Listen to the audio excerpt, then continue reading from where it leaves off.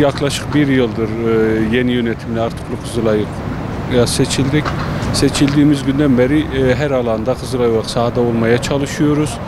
Ve bu haftada 7-14 Ocak Görme Engelliler Haftası, Beyaz Baston Haftası dolayısıyla da Beyaz Baston'a dikkat çekmek istiyoruz. Kızılay her alanda olduğu için biz görme engelli kardeşlerimize de dikkat çekip onların hayatlarını kolaylaştıracak her türlü etkinliğe dikkat etmemiz gerekecek ve bizler bu vesile dolayısıyla da Engelsiz Kızılay birimimizi kurduk.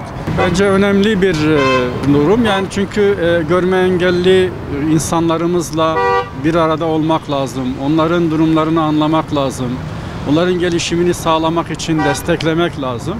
Bu açıdan bu tür münasebetler önemlidir. İşte 3 Aralık Engeller Günü, 10-16 Mayıs Engeller Haftası, bir de bu 7-14 Ocak çok önemli.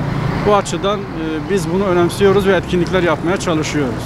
Yani insanların daha çok empati kurmasını isteriz. Yani ben böyle olsam ne yapardım gibisinden düşünmelerini isteriz. Ben insanımızın iyi niyetli olduğuna inanıyorum kesinlikle.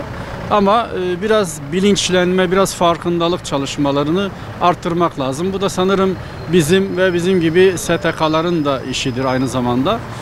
İnşallah daha güzel yerlere, daha güzel günlere geleceğiz. Biz insanları seviyoruz. İnsanların da birbirini sevmesi ve anlaması lazım. Yani sevgi kadar saygı da çok önemlidir.